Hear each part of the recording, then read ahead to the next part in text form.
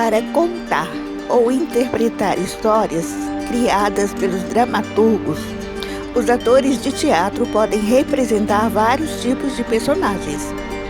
Personagens reais, personagens fictícios, personagens que são animais, plantas ou objetos. Personagens reais são baseados em pessoas que existem ou existiram na vida real.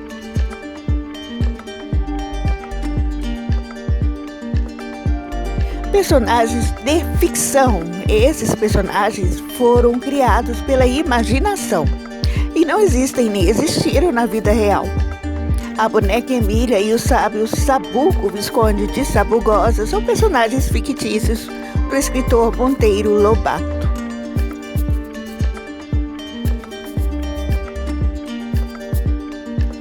Além de seres humanos, os personagens podem ser animais, plantas ou objetos, reais ou inventados, como o burro falante, personagem animal da animação Shrek da DreamWorks. Os atores também podem contar histórias usando bonecos, o próprio corpo e com sombras. Teatro de animação. Essa forma de encenação tem esse nome porque os bonecos são animados pelos artistas que utilizam diferentes recursos para movimentá-los. Os atores podem contar histórias usando o próprio corpo, que é seu principal instrumento de trabalho. Os gestos, a expressão do rosto e os movimentos corporais do ator são elementos importantes na composição de um personagem. A maquiagem e o figurino são essenciais na caracterização. Os atores podem usar a própria sombra e a sombra de outros objetos para dar vida aos personagens de uma história. Podem criar muitas figuras usando apenas as mãos. Quem nunca brincou de fazer sombras? Para criar as cenas do teatro de sombras é preciso ter uma fonte de luz, que pode ser uma lanterna, uma tela ou uma superfície lisa como uma parede para projetar as imagens. Que tal interpretar personagens através de jogos teatrais? Forme um grupo com até 5 colegas, um deles será o adivinho e deve ficar de fora do recinto onde acontecerá o jogo teatral.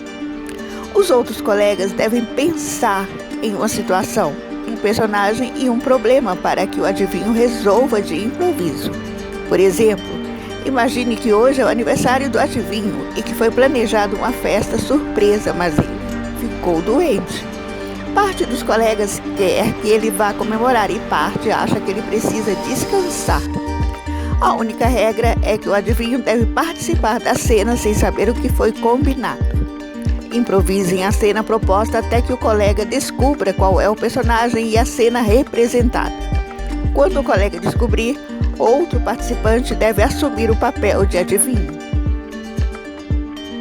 A brincadeira agora é interpretar um personagem folclórico. Com os colegas, forme uma roda. Escolha qual personagem do folclore brasileiro quer ser. Cada um pode escolher o personagem que quiser, mas ninguém deve dizer nada. Enquanto isso, um participante vai andar em torno da roda e tocar no ombro de quem ele quer que seja o personagem folclórico da vez, e na mão daquele que será o detetive. Assim que o participante bater palmas uma vez, todos devem atuar como o personagem folclórico que escolheu. O jogador selecionado para ser o personagem folclórico da vez deve tentar eliminar os colegas usando piscada. Quando ele piscar para alguém, o colega deve deitar no chão. O detetive deve descobrir quem é o personagem do folclore brasileiro antes que todos sejam eliminados.